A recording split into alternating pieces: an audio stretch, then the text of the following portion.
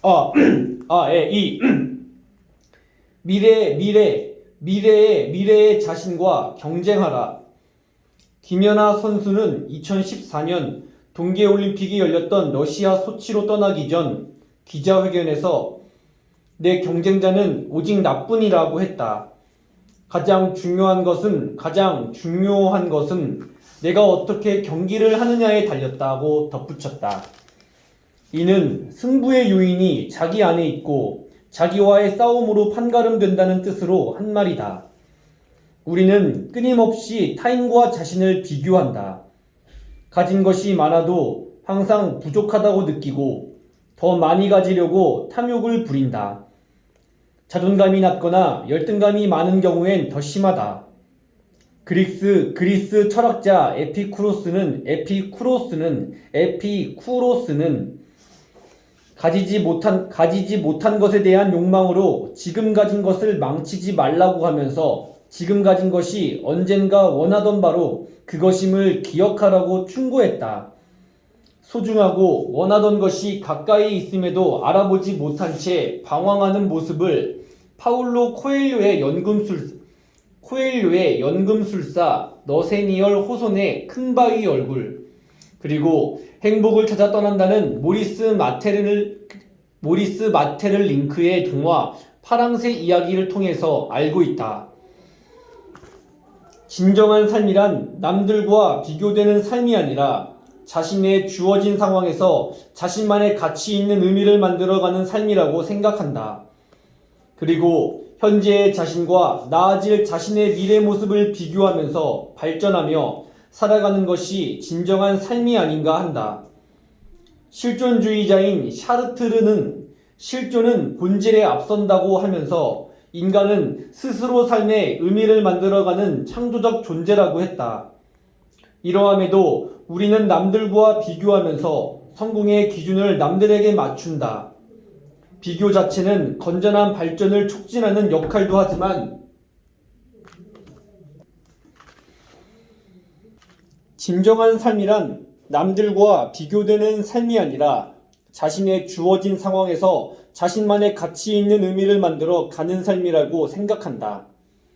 그리고 현재의 자신과 나아질 자신의 미래 모습을 비교하면서 발전하며 살아가는 것이 진정한 삶이 아닌가 한다. 실존주의자인 샤르트르는 실존은 본질에 앞선다고 하면서 인간은 스스로 삶의 의미를 만들어가는 창조적 존재라고 했다. 이러함에도 우리는 남들과 비교하면서 성공의 기준을 남들에게 맞춘다. 비교 자체는 건전한 발전을 촉진하는 역할도 하지만 비교의 끝은 공허함이며 마음의 평정을 잃게 한다. 사람은 모두 다른 상황에 부딪힌다. 같은 상황은 있을 수 없다. 존 롤스는 정의론에서 불평등이 가장 불리한 입장에 있는 사람에게도 이익이 되는 경우에만 정당화될 수 있다고 얘기했지만, 엄연히 불평등 상황은 어느 시대, 어느 국가에서도 존재한다. 다름을 인정하고 가질 수 없는 것을 쫓기보다는 현재 자신의 위치에서 할 수 있는 일에 최선을 다하는 것이 훨씬 보람있는 일이라 생각한다. 우리는 태어나는 순간 이미 선택을 받을 존재다. 이 세상에는 자신만큼 귀한 사람 또한 없기 때문이다. 또한 내가 존재하지 않으면 모든 것이 존재하지 않는다. 프랑스 철학자이자 시인인 폴 발레리는 생각대로 살지 않으면 사는 대로 생각하게 된다고 했고, 죽기 전에 후회하는 5가지의 저자 브로니 웨어는 남의 시선을 의식하지 않고 자신의 삶을 살지 못한 것이 후회된다고 했다. 자신의 색깔을 만들어 나가지 못하고 남들과 비교하면서 산다는 것이 얼마나 무의미하고 상실감이 큰가를 알려주고 있다. 미켈란젤로는 자기의 경쟁 상대는 완벽을 추구하는 자기 자신이다라고 하면서 다른 누구도 아닌 미래의 자신과 경쟁한다고 했다. 아리스토텔레스는 탁월함이란 훈련과 습관이 만들어낸 작품이라고 했다. 하수는 주변의 것들과 자신을 비교하고 고수는 자신의 나아진 미래의 모습을 그리며 끊임없이 정진한다. 큰 바위 얼굴이 알려주는 교훈은 삶에서 가장 큰 보물은 바로 자기 자신이라는 사실이다. 남들과 비교하면서 아까운 시간을 소비하기보다는 끊임없는 연습과 노력하는 습관을 통해 미래에 나아진 자신의 모습을 그려나가야 한다. 우리의 비교 심리는 인생이 끝나야 멈춘다. 이럴 때일수록 앞서 살다간 분들의 말씀을 되새기며 완벽을 추구하는 미래의 자신을 경쟁 상대로 삼아야 한다. 인생의 진정한 승리는 남과 비교하여 우위를 점하는 것으로 결정되는 것이 아니라 최고를 지향하면서 최선을 추구하는 자신과의 싸움에서 결정된다. 인생 후반기에 필요한 자세, 희망. 철학자 플라톤은 친절하라. 그대가 만나는 사람들은 모두 힘겨운 싸움을 하고 있으니 라고 말했다. 그 싸움은 자신과의 싸움인 경우가 많다. 나석주 시인의 시 대추를 보면 그냥 붉어질 리가 없고 그 안에 태풍, 천둥, 벼락 등 수천 개가 있다고 했다. 나이 들어간다는 것은 신체적, 심리적, 사회적인 많은 생채기를 남기는 과정이지만 어느 작가의 말처럼 놓지 못한 욕심, 회한, 미움, 불안이 슬그머니 녹아버리는 괜찮은 일인지도 모른다. 유럽에서는 생애 주기를 4단계로 나누는데 중년기와 노년기로 정의될 수 있는 시기를 서드 에이지라 부른다. 심리학자 칼 구스타브 융은 이 시기를 제2의 사춘기라고 했다. 하버드대 성인 발달 연구소의 윌리엄 세들러 박사는 그의 책 서드 에이지 40 이후 30년에서 이 시기는 덤으로 사는 것으로 40 이후 30년 동안 인생의 2차 성장을 통해 자아 실현을 추구해야 하는 시기로 보았다.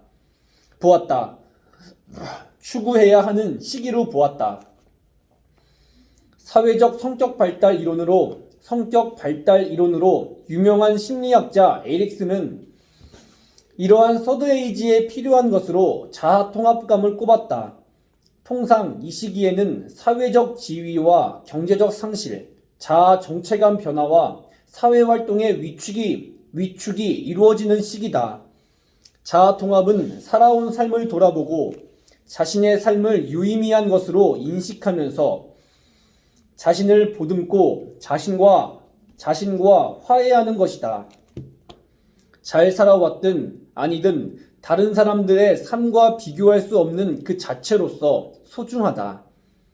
여기며 자기 존재를 인정하는 일이다. 그렇지 않으면 절망감이 들게 된다. 한편 100세를 넘긴 연세대 김영석 명예교수는 어떻게 살아왔냐는 물음에 고달팠지만 행복했다고 했다. 인생의 황금기는 60세부터 75세라고 하면서 90세까지 자신감을 가지고 뛰자고 했다. 행복에 대한 연구 결과를 보면 나이가 들어갈수록 행복감은 20대와 30대를 거치며 점차 떨어지지만 40세를 넘어서면 다시 증가하는 U자 형태를 띄었다. 하버드대 조지 베일런트 교수의 72년간의 성공적 노화에 관한 종단 연구 결과 고통에 대응하는 성숙한 방어기제, 교육, 안정된 결혼생활, 금연, 금주, 운동, 알맞은 체중 등이 행복의 조건이었다.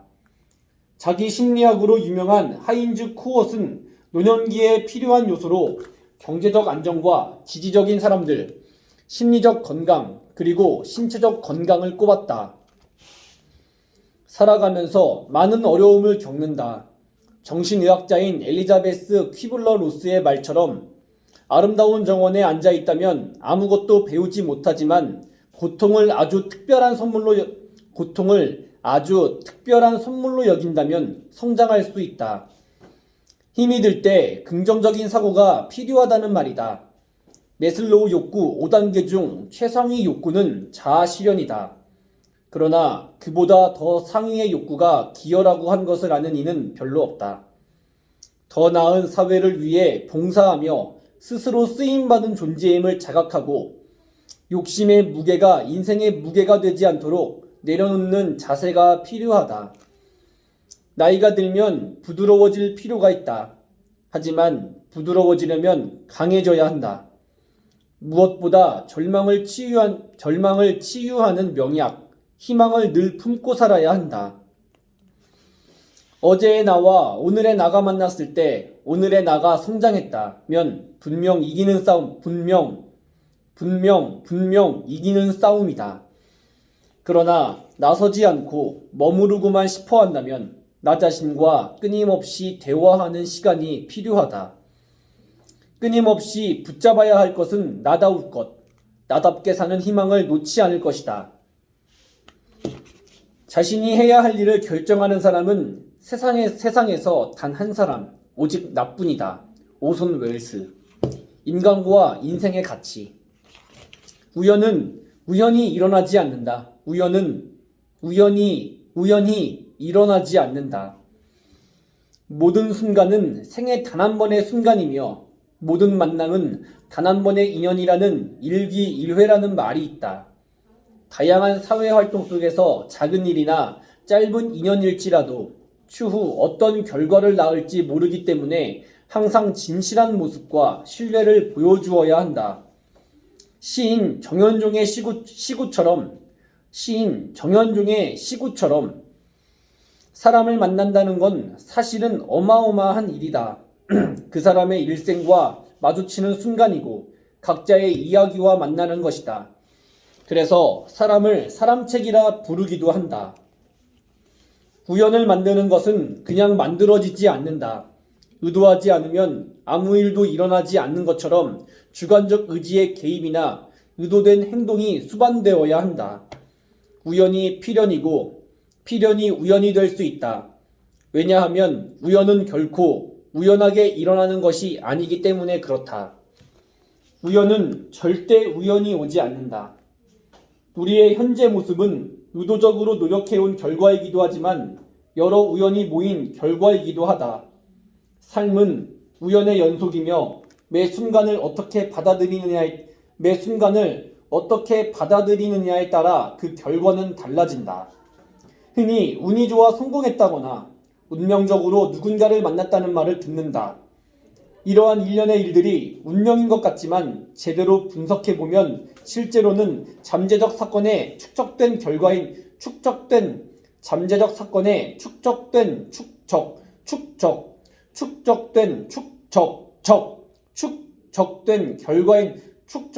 결과인 경우가 많다.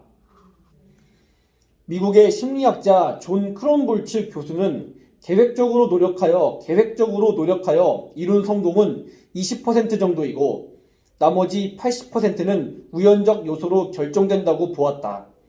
그는 삶 속에서 생기는 다양한 우연적인 사건들에 주목하면서 예상치 못한 많은 일 중에 긍정적으로 작용하는 경우를 계획된 우연이라고 칭했다. 살면서 우리 주위를 보면 다양한 우연적인 사건들이 긍정적인 효과를 가져와 운명이 바뀐 사례를 자주 볼 수 있다. 그렇다고 별다른 노력을 하지 않는데 운명 같은 행운이 일어나지는 않는다. 현재의 성공이나 좋은 상황은 알고 보면 과거에 열린 마음으로 최선을 다했던 결과이고 매사에 적극적으로 임한 결과가 긍정적 도약의 기회로 나타난 것이다. 사람들과의 만남 또한 중요하다. 비록 스쳐가는 인연이라도 말이다. 미국의 권위 있는 사회학자인 마크 그라노베터는 강력하게 연결된 관계보다 느슨하게 연결된 관계가 효율성이 높다는 이론을 주장했다. 이에 따르면 다양한 사회적 관계 중에서도 비교적 약한 관계 속에 있는 사람들로부터 더 많은 도움을 받는다고 한다. 그는 구매는 가까운 친구보다 가끔 연락하는 지인을 통해 많이 발생한다고 했다. 비록 지금은 어렵고 힘든 터널 속에 있다고 하더라도 매 순간 노력과 준비를 하다 보면 성공이나 취업은 필연처럼 다가올 수 있다. 기적은 기적처럼 일어나지 않는다. 역경을 도약의 기회로 삼고 우연을 내 편같이 만들어야 한다. 우연한 만남이나 사건을 열린 마음으로 받아들이고 그것을 적극적으로 활용하느냐에 따라 그것은 운명이 되며 우리는 이러한 운명을 행운이라 부른다. 사람들은 살아가다 보면 계획에 따라 행동하려고 노력을 하지만 적지 않게 많은 우연과 만나게 된다. 우리는 세상에 성공한 사람들이 이런 수많은 우연에서 기회를 붙잡을 사람들이었다는 사실을 깨닫고 매 순간 최선을 다해야 한다. 우연은 우연히 일어나지 않기 때문이다. 아직은 벌써가 된다. 가족과 함께 정약용 선생의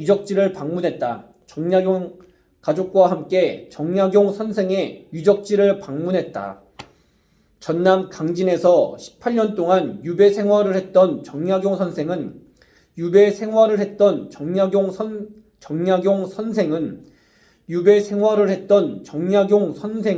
유배되자마자 4살 막내 아들 죽음의 소식을 접했다. 아들이 그토록 갖고 싶었던 소라껍데기를 보내지 못했음에 마음 아파했다. 외동딸에 대한 사랑 또한 가슴을 아프게 했다. 애틋한 딸에 대한 사랑이 여요당집에 실려 있는데 그 글은 유적지 대리석에 새겨져 있다. 같이 방문한 초등학교 막내딸의 모습이 연상되면서 마음이 짠했다. 주위를 보면 일 때문에 아니면 학원 문제 등으로 가족과 헤어져 지내는 경우가 많다. 필자 또한 직장 문제로 지방에서 근무하는 경우가 있어 딸아이를 자주 안아주지는 못한다. 어려운 때가 닥치면 중국의 시진핑 주석의 사례로 위안 삼곤 한다. 시진핑은 문화혁명의 소용돌이 속에서 지식 청년들은 농촌으로 가서 가난한 농촌 속에 재교육을 받으라는 지시에 따라 8년간의 하방 생활을 토굴에서 보낸다. 가난한 농촌 속에서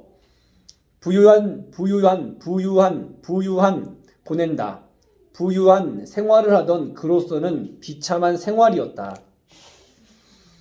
시주석은 당시 경험을 떠올리며 칼은 돌 위에서 갈고 사람은 어려움 속에서 단련된다며 당시 하방 기간을 자신을 성장시킨 소중한 시간으로 기억한다.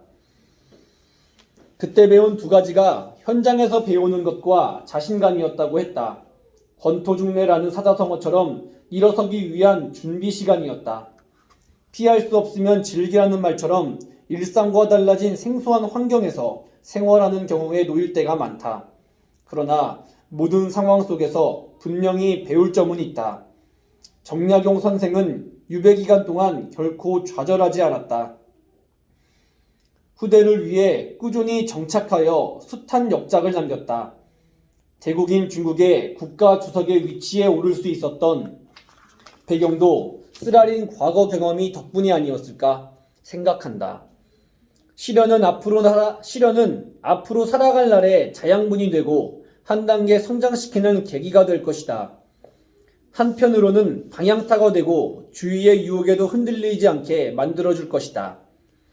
푸시킨의 삶이 그대를 속일지라도의 시 구절처럼 서름의 날 참고 견디며 기쁨의 날은 오고야 말 것이다. 모든 것은 순간에 지나가고 지나간 것은 다시 그리워진다. 모든 일은 생각하기 나름이다. 인생 자체가 고행이라는 걸 안다면 받아들이는 것 자체가 오히려 마음을 편하게 하는 방법일지도 모른다. 왜 나만? 이라는 질문보다는 이 상황은 어떻게 지나갈 수 있을까를 생각하는 것이 좋겠다. 물론 답 없는 막막한 상황일 수 있지만 그 상황이 언제까지나 계속되는 건 아니기 때문이다. 시작되었으니 언젠가 끝나는 때도 있을 것이다. 당장에는 알 수 없어도 지나고 보면 버릴 경험은 없다.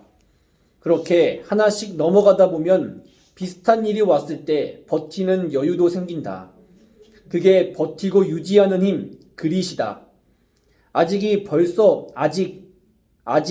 벌써로 느껴지는 순간이 오고 영원할 것 같은 오늘도 금세 지나간다. 시간은 공평하게 주어진다. 하루를 36시간인 것처럼 사는 사람도 있고 하루를 무료하고 무기력하게 보내는 사람도 있을 것이다. 변화하지 않으면 그 자리는 그대로 머물러 있을 수밖에 없다. 변화하는 시대, 나는 어떻게 살 것인가?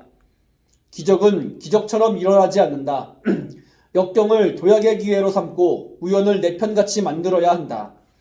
우연한 만남이나 사건을 열린 마음으로 받아들이고 그것을 적극적으로 활용하느냐에 따라 그것은 운명이 되며 우리는 이러한 운명을 기적이라 부른다. 단순함이 최고 가치다. 현재를 즐기는 사람을 능가할 자는 없다고 한다. 그만큼 현재 자체를 긍정적으로 바라보고 받아들이는 것이 우리에게는 어려운 일일지도 모른다. 그런데 생각해보면 그것만큼 지혜로운 생각이 없다. 순간은 지나가면 끝이다. 영원히 끝날 것 같지 않은 고통스러운 순간도 있지만 결국에는 지나간다. 오늘 하루를 주셔서 감사하고 삼시세끼 따뜻한 밥 먹게 해주셔서 감사하고 일할 수 있어서 감사하다. 감사의 눈으로 보면 어떤 것이든 감사할 수 있다. 현재를 즐겨라는 말이 언뜻 듣기에는 무책임해 보일 수 있지만 사실은 가장 인생의 본질을 제대로 파악한 사람의 생각이라고 본다.